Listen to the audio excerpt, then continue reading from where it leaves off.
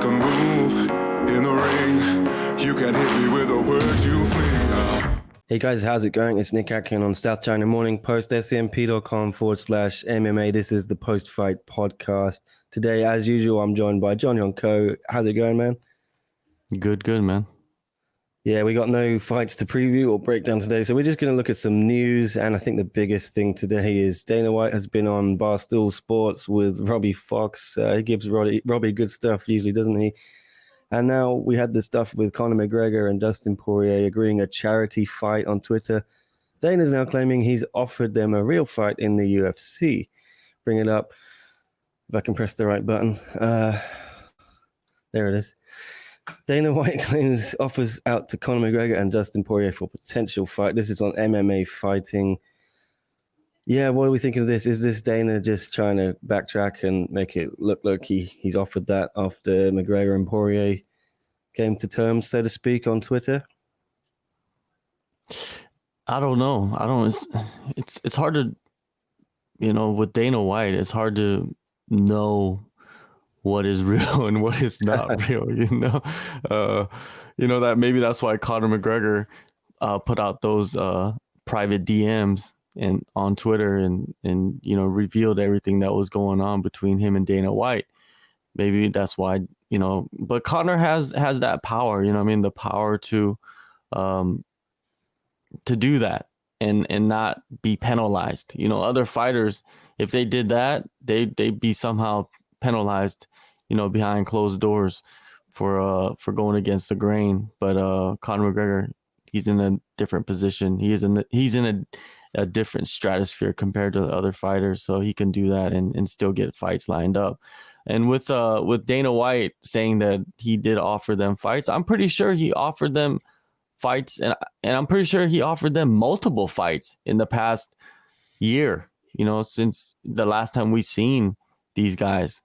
But that's how the UFC works, right? They offer you fights, and if you don't come to terms with what they offer, then they move along. And I think that's what's the situation right now with Conor, with Dustin. Like, they don't like the numbers that they're being offered, for the opponents that they're facing, and then they're sitting back and waiting for what they want. And I support that 100%, 1,000%. I support Dustin and Conor sitting back and waiting until they get the numbers that they want and get the terms that they want to agree with. And that's, advantageous for them, because right now, the UFC, yeah, they're trotting along, but without these fighters, without these major names, they're not going to be able to put on big shows. And I think the fighters are starting to realize that, the big name fighters. Dustin. Well, look, Brett Okamoto has now made, he's claimed that it's not just Dana's claiming that, he's heard that from his sources. Does that make anything different to you? No, it doesn't make anything different, because who's his source? It's someone in the UFC, right? And who does he talk to most likely on, multiple occasions a week at the UFC? There's, two words, two initials, and his name is in the tweet. Most likely that's where the source is coming from, right? And that's good for Brett to get information directly from the source, but it doesn't really change anything. Like, is Conor McGregor worried about that tweet? No. Is Dustin Poirier worried about that tweet? No. I don't feel like they're worried about that. They know their position. They know what they're worth. They're chasing after that, and they want, they need to get what they want. It's not like they need the UFC. The UFC needs them, and I like that. I think they should hold out until they're offered something that they deserve. And a lot of these big name fighters, slowly but surely, they're starting to realize it. You saw Jorge Masvidal do it. You saw John Jones do it. Now you see Conor doing it. You see Dustin doing it, and you're gonna see a lot of other fighters starting to, see that and go with that trend. And it's great to see, man. I don't even think you need a union anymore. If this continues with the big name fighters like pushing back, you might not even need a union. You know what I mean? But at the same time, I'm pretty sure the union would help a lot of fighters. But yeah, Dustin, Conor, keep pushing, because eventually the well is going to run dry. And you see it right now with all these fighters that they're signing last minute, short notice replacements. Great for them. Great for those fighters to get on the roster. But it also kind of waters down the product that the UFC is pushing. And eventually a lot of these cards are not going to be, what the fans want. The fans want crazy matchups, big names, and eventually more and more cards are not going to be that way. And in the previous podcast, I was talking about this weekend's card, Holmes versus Aldana, which is not like what last week's card was like, which was a pay-per-view event. And of course, you're going to get these cards like that. And I'm not complaining about it, because I love to see fights and I love to see fighters get opportunities and make a paycheck and in these dark times. But man, I love seeing that the Diamond and the Notorious are out there trying to push for more money, trying to push for more advantageous ways of getting money or getting like stipulations in their contracts that they want, and they're doing it. So let's support them. I think the media should support them too. Yeah, if it makes any difference, Dustin has retweeted that tweet from Brett Okamoto. And he also sent another tweet saying, I accept. Not entirely sure what that's in reference to. Someone asked him whether it was the UFC contract or the McGregor charity invitation. He's got some gif of, I don't know, who is that? Drake. Yeah. I don't even know what that means, but yeah, it just looks like a mischievous smile, right? Smile. So maybe he's mischievous right now. I have no idea. Well, where does this leave poor Tony Ferguson? Because Tony and Dustin were looking like they were going to fight at 254 this month. I've been told it is now October. I thought it was still September. Yeah, now Tony held out. Dustin held out. Looked like they were going to honor each other and not fight for less money. But now Tony's been left in the cold. And Dustin looks like he's going to get the Conor payday. It's this who can Tony realistically fight? I guess Dan Hooker, Mike Chandler. Yeah, there you go. There's only two of the top guys right there, Michael Chandler and Dan Hooker. Dan Hooker's been talking about that fight. He wants it. He wants the Chandler fight. I'm pretty sure Michael Chandler, if he doesn't slide in at 254 for Habib or Gaethje, he's gonna want to fight right away. And next month is October, and October they're gonna be in Vegas, and why not have Vegas, Ferguson versus Chandler, Ferguson versus logistically, I think Ferguson versus Chandler will probably make more sense, and that would be great for like a pay-per-view co-main event. I don't know what pay-per-views are coming up right now. 255, of course. 256 is most likely going to happen soon. Maybe one of those are happening in October. Put them in that co-main event slot, and we're going to see fireworks, man. It's going to be a big, big event.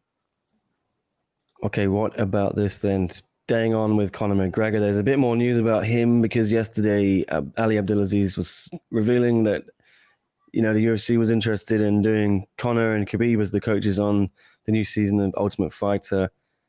Dana, again, with Robbie Fox on Barstool, he's now blaming the reason Khabib doesn't want to do this on Conor McGregor leaking those private DMs between him and Dana. Does that make any sense, John? No, what? I don't understand how that correlates with each other. I like Robbie. He's cool, but even he was like, I'm not really sure about that. You could see in his face. It's like, that's interesting. I wouldn't think that would be the reason why Khabib wouldn't do it. But yeah. Well, Dana White talks about how he doesn't like the media and the press, and and he doesn't like journalists, and how they're the lowest on the totem pole and all this stuff, right? But then he goes out and does interviews with Robbie Barstool, which I don't understand. Like, what is he? is he like your buddy? Like he's a guy that you go on his podcast and he asks you questions that you want to be asked, and then doesn't really dig deeper into your answers? Is that what Bob, what is his name? Robbie, like, is that who he is? I don't understand, like, like Dana White going and doing interviews with this guy, and then doing interviews with, like, let's say the Schmo too, you know what I mean? Like, it's like, okay, why do you have interviews with these guys, but then you're complaining about the media, and these guys are, clearly they're like characters, right? They're not like people that are like real, like, journalists or whatever. And I'm not saying I'm a real journalist, but I'm saying, like, go do interviews with like some major outlets. I mean, go do interviews with Mike Heck of MMA fighting. Go do interviews with Damon Martin. Go do interviews with The Athletic. You know what I mean? Like, why aren't you doing those interviews? Well, they're going to ask you some real questions, and they're going to dig deeper. Not doing these like podcasts with Barstool and whoever else he's doing podcasts with. So it's very confusing, man. Like, and going back to the story of, like, he said that because of the leaked DMs that Khabib is not going to do tough. I don't even think Khabib would do tough anyways. Like, that doesn't make any sense, right? Why would he waste months of his life to be confined in Vegas and doing a show against a guy he actually really hates? You know what I mean? A guy that attacked his religion, a guy that attacked his family, a guy that attacked his friends, his training partners, his close ones, right? And then also on top of that, he's coming off. Now he's not even coming off. His father recently passed away. This is a time for him to be at home with his family and getting ready for a fight, not doing a reality show that's going to make him angry. Imagine how much anger will come out in that reality show, right? Tough 29 or whatever they're gonna call it, right? So why would you want to do that? You know what I mean? Like, you really are, like, eager, or you're really thirsty for, like, controversy. I feel that that's what the point of that was, is just, like, get people talking and kind of pushing for this tough 29 between McGregor and Khabib. And Khabib has said openly, like, he'll never fight McGregor, right? He'll never give him a rematch. And I believe that, man. Like, I don't even think Khabib needs money. You know what I mean? Because at the end of the day, a lot of fighters are fighting for the monetary rewards, right? And when you talk to guys from, like, Dagestan and Russia, that's one of the last things that they're actually expressing as their motivation to fighting, right? It's completely different, these guys. So yeah, I don't see that happening. And Robbie Barstool, wasn't he the guy that was holding the sign with Conor, like, free Conor McGregor, outside the courtroom? I think that's how he got famous, right? Like, come on, man, that's corny, dude. Like, dude is corny. Like, I don't know him personally, but I'm saying, like, he's done some corny things out there in the world. Like, it's like me standing out in front of the Korean Zombies gym during his camp and, like, holding a sign saying, like, I love you, zombie, right? Come on. That's, like, so corny, man. Get out of here with that. Yeah. What can I say? He's got way more fans than us. So, well, I'm not really worried about the fans, you know what I mean? Yeah. Like, let's get some real news. Let's get some, like, some real questions in there and dig deeper into what Dana White is saying, instead of just letting it go by. You know what I mean? Like, Dana White is a guy that if you ask him a question, he's going to answer the question. You know what I mean? It's not like he's afraid of questions. So why don't you ask them? Like, I don't understand that. Why don't we get around to our next topic anyway? Because this was a bit of controversy from the weekend. Israel Adesanya and this, what are we calling it? Tittygate. His right pectoral looked a little messed up in that fight with Paulo Costa. Yep, here is the clip then. ESPN MMA Ariel Helwani talking to Israel Adesanya about the pec issue. Everyone is weighing in on this deformed right pectoral muscle of the Sylebender. Here you go. Here's his answer. Have you ever taken steroids? No. That's not something. Come on, man. I know you believe me, but it's just, I mean, if come on. Silly. But no, I haven't. I'm not one of those people who needs a crutch. You know, that when that's taken away, then they feel weak, they feel inadequate, they feel like, oh my. You see how when USADA came through, a lot of people fell off, a lot of bodies changed, you know, and a lot of people didn't feel good enough without the little magic supplements. But yeah, not me. Skills, bro. Skills pays the bills. And I believe in less than 2 years since you made your debut in February of 2018, you've been tested 32 times by USADA. Obviously, you've never failed, so that is certainly worth noting as well. Not even a little blip. Have you ever taken steroids? Well, yeah. I don't know if he actually gave a explanation for what it was there. I will bring up the article again. What did you make of that little outburst from Izzy? It's true to character, isn't it? I think I was saying the same thing when we recapped the show. Adesanya is probably one of the last people who would take performance-enhancing drugs. Yeah, it's come on. Like, does he even look like he's taking any performance-enhancing drugs?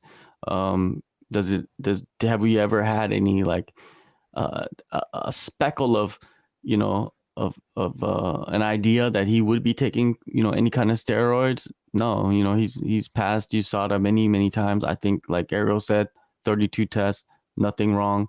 And he's right. A lot of fighters have fallen off since USADA has came in and kind of cleaned house with the magic supplements. I believe him. You know, I don't see, you know, him like I know a lot of guys that train with him and a lot of guys at City Kickboxing and I believe Eugene creates this. Eugene is the head coach, right? He creates this environment where like stuff like that, like PEDs or anything like that to ruin the reputation of the gym, of the team, of that family that they created would not be allowed. You know what I mean? And Israel's at the top of the food chain over there. So if he was doing something that was not proper, that was not, you know, ethical, I believe Eugene would have, you know, nipped him in the bud real fast. So, you know, I don't think that anything, you know, is coming from that deformity. But he does need to go to the doctor. He has been. He said he's been to the doctor. He's got some tests coming back. He's waiting on it. He has no idea what it is. And he didn't want to do what we all do and self-diagnose with Google. Yeah. But yeah, he says it might be an issue with his pituitary gland. He's had some MRI scans, blood tests. See, that's kind of scary too, a little bit, right? Because then something is wrong with his body. You know, if something comes back, you know, and well, he said he didn't want to go to the doctor until the fight was over because it might rule him out of the fight, you know, and then. Yeah, exactly. So kudos to him. Yeah, we got to wait and see, you know, what those MRIs and blood tests, you know, when they return and see what the doctors say. But yeah, I don't see nothing. Maybe he might have to take some form of steroids if he does have some kind of disorder, right? Who knows? You know, but right now, as of now, you know, I don't see him, you know, taking anything illegal or anything like that. I like this. With a performance like that, I would think I was on steroids too. Yeah. Well, you know, Israel, he knows how to do.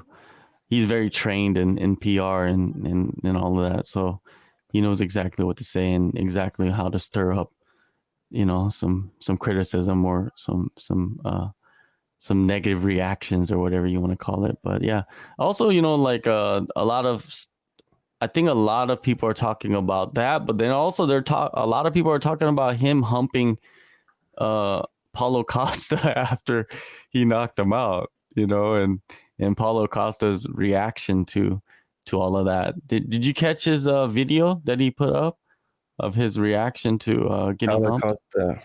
Yeah, it was funny. I'll try and bring it up, but yeah, I wrote a piece yesterday about this. Dan Hardy, I think, called it crass and unnecessary. It's caused a huge debate, hasn't it? But so many people are complaining about this, way more than people were complaining about Colby, I think, the week before. saying some very everybody forgot about Kobe, right? Yeah. It's like the week before, Kobe said some borderline, comments, right? Some very controversial comments towards Usman. And hey, I love that clip though. Him and Usman side by side, like Kobe yelling at Usman, like, "You're dead." And then Usman just really, really chilled out, telling Kobe, "I broke your jaw," like continuously just saying it. Was just one of the most comedic and greatest back and forth I've seen on in MMA in the past 10 years, the past 15 years. It's just, I don't understand why they don't keep playing that. You know what I mean? Like, I'm pretty sure if they do get a rematch, that would be a clip that they're gonna use. I come here to talk about the action that human trash did. The human trash did after a fight. I didn't see when I was there on the cage, but I saw now. I disapprove 100%. And to me, this is mortal now. Nobody will stop me. Nobody can stop me. I am on hot of collision with you, Adesanya. I want my rematch. And you know I'm waiting for you. Something happened before the fight. I'm not excused here to my people, my fans, but I will be 100% to fight him and to make him pay. That's my words. Save my words. Okay, so he said that something happened before the fight, right? So I'm really curious exactly what happened during before the fight. And I feel like he had Paulo some Costa, cupping on his legs, right? There was a bit of cupping on the leg. all over his leg. Adesanya went right after the leg. It was like all over his legs. Both legs, right? So both legs, something must have happened. Like that, yeah, I don't know exactly what, but I'm not a doctor, but something must have happened. So I'm really curious of like what exactly was the issue before this fight. And I feel like Adesanya, he went in there and he dominated completely. He knocked him out and it was flawless. But then at the same time, after the fight, like he mentioned, or what everybody's talking about right now is Adesanya dry humping Costa twice after he knocked him out. I feel like that has actually, more than the knockout, I feel like that has actually like released the beast in Costa. Costa is a beast, but man, I feel like that has released the beast in Costa, and he's gonna come back. And I'm gonna feel sorry for whoever fights him next, because I feel like he's just gonna like kill them, literally, like just destroy the next guy. And he's on a I feel like he's gonna be on a rampage now just to get back to Adesanya to fight him. And will he fight him in the future? Who knows? It could never happen.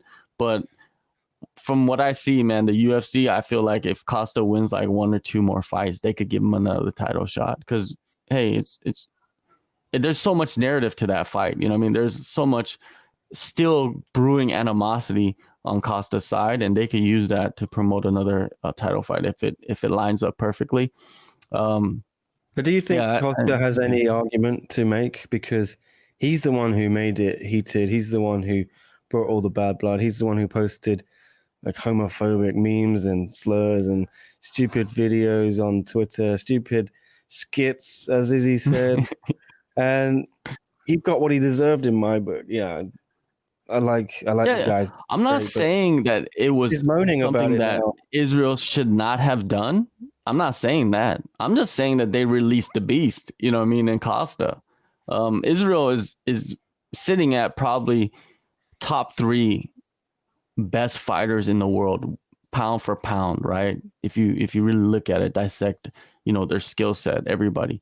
And and taking nothing away from him, but Costa is not far behind, even though he was knocked out by Israel Adesanya, like Costa's still a developing fighter, and he's still developing, and he already got a title shot. So imagine him when he hits his stride, when he hits his like prime, he's going to be another animal. And I think like this is fun, man. Like him doing that, it was ridiculous, But at the same time, it's Israel Adesanya, man. That's what he does. You know, after he beats you, he clowns you.